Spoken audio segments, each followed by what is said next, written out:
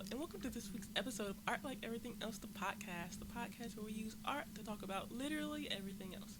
This week, we're talking about starting over. Not just like what it is, but also like how it can look and why it might be necessary. And I wanted to talk about this because it's March. March is the right at the start of spring, and a lot of people see this time as a time of renewal or wanting to start over. And so I felt like this topic was perfect. With that being said, I am going to be using two pieces of art to talk about this topic. And so let's jump right into our first piece of art. Alrighty, so our first work of art is a movie. So this movie is called Life or Something Like It. It's directed by Stephen Herrick and written by John Scott Shepherd and Dana Stevens. This movie was released in 2002 and it stars Angelina Jolie. And I want to read to you about what the movie's about so that you can have an idea in case you never seen the movie before. I do think it was a pretty solid movie for what it was. I mean, it's from 2002, so it's 2002. So I think like it is a topic that people might see or consider to be overdone nowadays, but like also at the time I thought, it's a solid movie. I enjoyed it when I watched it. That being said, here's the description of the movie. It goes, a reporter is spurred to action to change her life after she interviews a psychic homeless man who tells her that her life has no meaning and will end in a few days. Now, this movie follows, our reporter's name is Lainey Kerrigan, and so she is a successful reporter, sort of as described in that description. Now, if you want a 100% spoiler-free watch of this movie, pause here, go watch it, come back. With that being said, I am going to talk about the movie, and I won't spoil everything, but there may be a few spoilers because those parts are really going to be necessary for the conversation that we're going to have today. That being said, so Lainey Kerrigan, she's a reporter, and like we see her in this movie existing as what most would consider to be the ideal, especially in 2002. She's thin, she's blonde, she's considered to be absolutely gorgeous. She's a news reporter who everyone recognizes, and she's married to a professional athlete, and she lives in a nice penthouse. And she is almost considered to be the ideal. Like, this would be considered to be living the ideal life if you're looking based on like these stereotypical ideas of what success is supposed to look like, especially for women during this time. And so Lainey has all of the things that everyone wishes they had, and yet when we find out, when she meets that psychic while out reporting, we realize very quickly afterwards that she isn't all that happy with the life that it is she's been tasked with living. Just like after being told by the psychic that her life, that she may not live to see another week, she starts to sort of contemplate and think about what it is she actually wants. And that is a thing that is really prevalent and really prominent when it comes to wanting to start your life over. You all do start thinking about what it is that I want, what it is that makes me, what are the things that make me happy. And that's something that happened in this movie.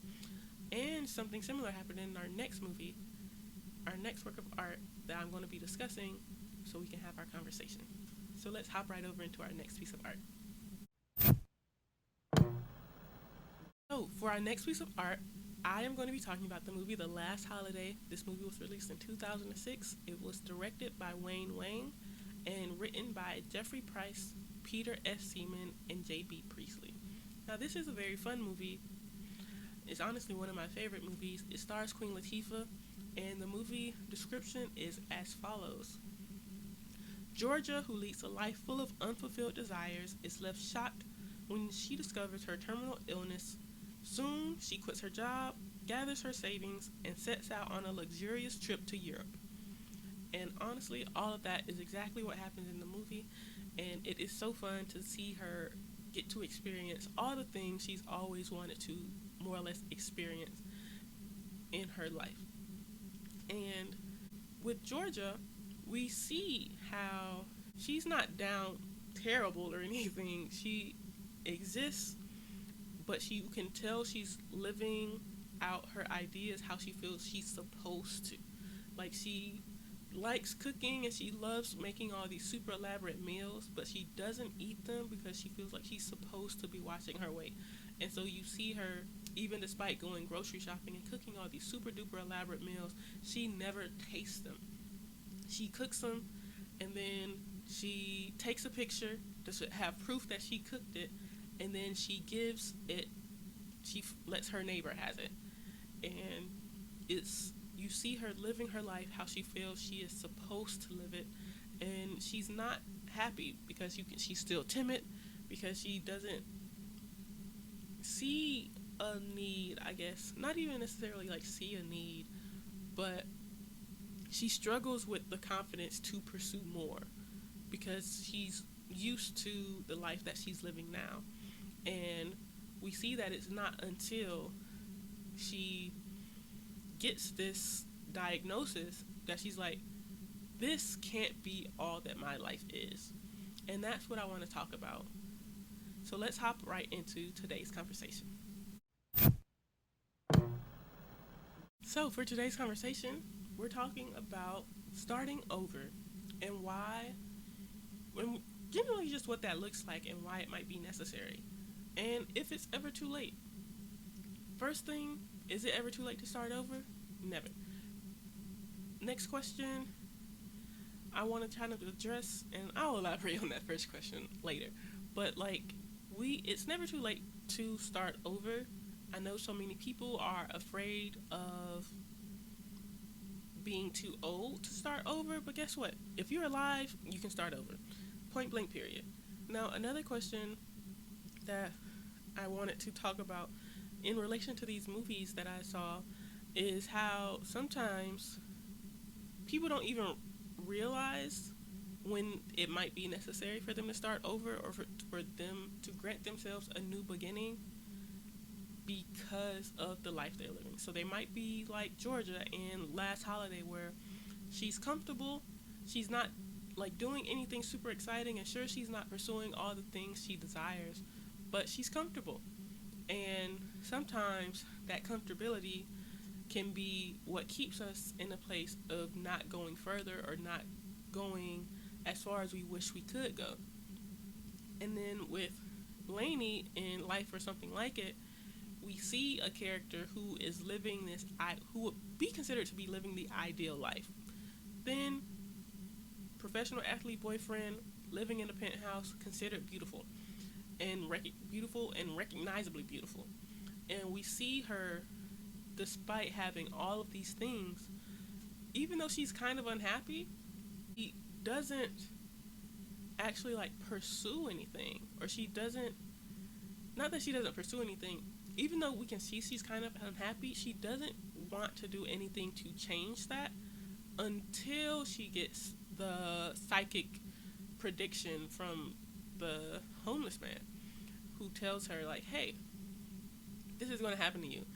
And she doesn't even consider whether or not the things she has that everybody wants, the things she has that would like make her life seem ideal, she doesn't even consider whether or not she's actually happy in this life.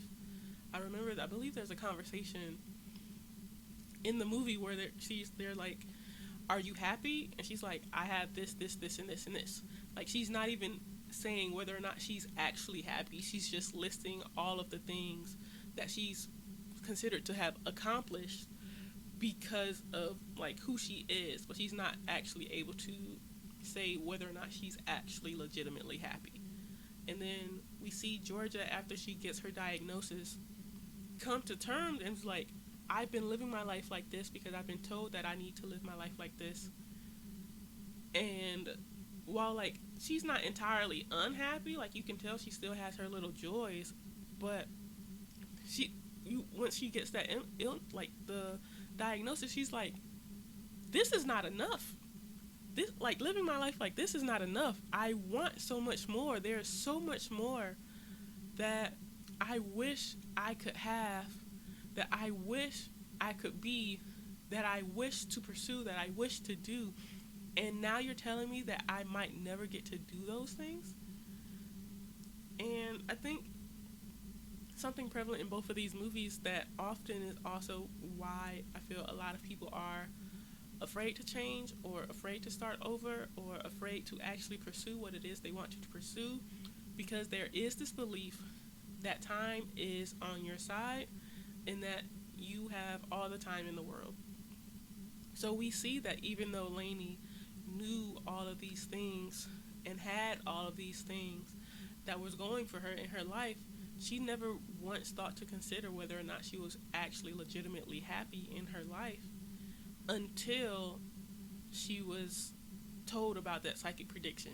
With Georgia, we see Georgia literally has a notebook of things she collects, of things she wants to do. It's called her possibilities book in the movie.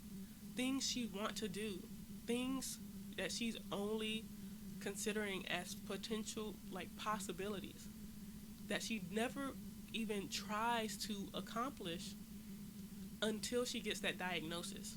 When she realizes, oh, my time really is running out. Just like with Lainey, oh, my time is really running out. Am I actually happy in this life? I have all of these things, but am I actually happy? With Georgia, it's like, my time is running out. I don't feel fulfilled at all. I've not even attempted to try to pursue any of these things that I wanted to pursue. What am I doing with my life? And then it's just this idea that we have time often lulls us into staying exactly where we are. Like, I'm not saying to think about the possibility of you no longer being here, but sometimes that understanding that your time is not guaranteed can be the thing that kicks you in the butt to be like, hey, maybe pursue those things that bring you joy. Maybe pursue those things that you said you wanted to do. All those, maybe pursue a life that actually makes you happy and not just like feel like you're meeting these benchmarks. Because meeting benchmarks is okay, but are you happy? Meeting benchmarks is fine. Meeting benchmarks that are built for other people, sure, it's possible. And like the world says we're supposed to be happy with when we meet those benchmarks. But a lot of times, some people aren't even happy when that happens. You're meeting these benchmarks, and like society tells you to get married, so you get married, but you marry someone who's not a good partner to you. Society tells you to pursue a high-paying job, but you pursue this high-paying job, and now you have literally no time for yourself. You live and breathe and do everything for work. Like, there's no time for you to actually enjoy the money that it is that you're making. You're doing all of these things, giving all of yourself up for these ideas and these standards, only to realize, oh, in the long run, I'm actually not happy doing this. I'm not happy living like this. Or you're, in Georgia's case, she was doing all of the things she's likely been told since she was growing up. She's from Louisiana, and so like as a Southern older black woman from the South, I'm sure there's things she's been told growing up, like, oh yeah, you need to live like this, you need to do this, you need to do this. And she was doing those things, and she realized, like, I'm not actually happy. Like, I've not even gotten the chance to pursue what it is I actually want to do. And because there's so often this desire for, and it's not bad to want and to prefer stability over anything else, but sometimes I think the stability and the desire for stability can often be what holds us back from pursuing anything more. And I'm not saying to give up stability for your dreams or anything, but to understand how comfortability relates to what it is you actually want. And so in both of these movies, these people did not come to realize, like, hey, maybe I need to start over. Maybe I need to not be like this, until they were told that, they were reminded that, like, oh, hey, actually you don't have as much time as you think you do. And sometimes I think it is important that we keeping sort of like keeping in the back of our head that like yes, we do not have nearly as much time as we think we do, but also not letting this idea that like, oh hey, what I believe I want to do and what society tells me I need to do, or what my community tells me I need to do, or what those people who I want to be in community with tell me I need to do. Sure, they tell me that I need to exist this specific way, even though that specific way doesn't make me happy. Sometimes we also have to interrogate those that are around us in our pursuit and our desire for starting over. So this isn't, I wouldn't even say this is very noticeable, and this isn't noticeable in Last Holiday, but in the very first movie, it is noticeable that like the people she's around that are more or less telling her how to live her life, the people like you can tell that they're all kind of have this metric up of what life is supposed to be like. And it's sort of what's failing Lainey as she's realizing or trying to come to terms with that she might not be around much longer. She's like, I am upset and I need to be held emotionally, essentially. And she's going to all these people and she's realizing, she's like, none of y'all, I can't talk to none of you. Like, we all are under these, like, everyone is sort of under these same ideas of what life is supposed to look like. And she finds out that, like, she's actually a lot more alone than she thought with the people she felt like she was supposed to be in community with. And so sometimes starting over is going to require changing the folks around you, or at least adjusting the relationship that you have with the folks around you.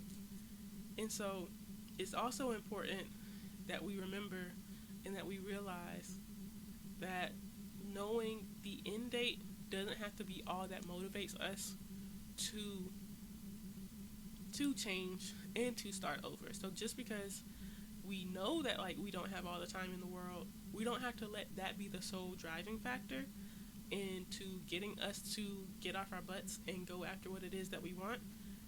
Actually being just legitimately happy too can be a driving factor for you to start your life over. I'll take myself for example. I don't have a terminal illness that I know of, and I have not talked to any psychics or anything that have told me that like my time is actually a lot shorter than I think it is. But I am attempting to do something different with my life than what years ago I might have thought was going to be an okay life to settle into. I want to pursue writing. I want to pursue and do all the things that bring me joy, that brought me joy when I was a lot younger. Like there were things I enjoyed as a child. I enjoyed reading. I enjoyed writing. And ever since I was little, I thought I would grow up to be a writer. And I got into college and I didn't gravitate towards reading, and I just sort of stopped reading and writing as much as I used to. And which is wild because like literally in high school I had started writing a novel, and then I stopped when I got to college.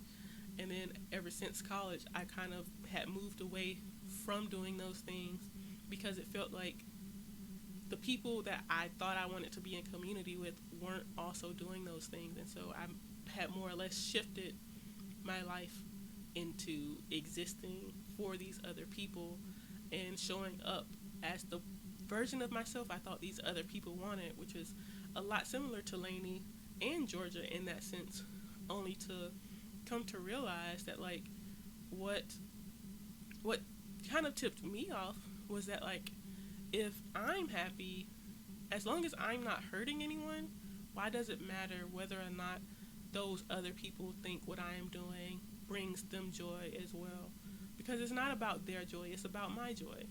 And I had to think about, do I want to live a life where I am happy because I am happy, or do I want to continue to pursue or chase a life of making other people happy before I've even considered what it is that I actually want out of my life? And that is more or less what drove me into being like, actually, what do I want to do? What would make me happy? I'm going to pursue and I'm going to do those things. I'm going to exist and create, honestly, a space for myself to exist and live as the version of myself that would make me the happiest. And that's what I'm doing. So, I think all of us should sort of lean into that and do that a lot more often, because it can be really, really important and powerful to have this new beginning, to live a life for ourselves, not just because we're afraid of running out of time, but also because we know and we believe in the fact that our life is worthy of being happy and enjoyable with us in it while we are here. So maybe, just maybe, starting over and living a life you enjoy and love because you enjoy and love it too can be an art like everything else. Last and certainly not least is this week's All Moment. So for those new here, the All Moment is simply just art of the week that I thought about, that I thought was really cool. Sometimes it's related to the episode, sometimes it's not. Either way, it's fun. This week, I want to talk about the song Can't Go Back by Sampha. So this is track 10 on his Lahai album that was released October 2023. And honestly, I love this track. And it just so happens to also relate to today's topic. So this song more or less talks about how there are times in places that like Sampha finds himself mentally where he's reflecting and feels almost stuck in this reflection of things he wish he could have changed in his past or things he wish he could have done differently in his past, and coming to terms with there is no going back. Like, there is no time machine. So like he references a time machine a couple of different times in this song specifically. Like, there is no time machine that would take him back to change things. There is no time machine that would allow him to shift his past and to do things differently or to have different experiences. But my favorite part of this song is the outro. And the outro simply just says,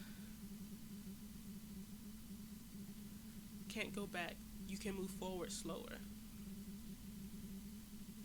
And so it just can't go back, you can move forward slower, and it's that on loop, because ultimately, just like with today's episode, sometimes our desire to change, especially if we don't have an end date, we fear not knowing what's in front of us, and we desire wanting to simply stay where we are or go revert backwards to a time where we felt we were happier before, whatever moment we're in now.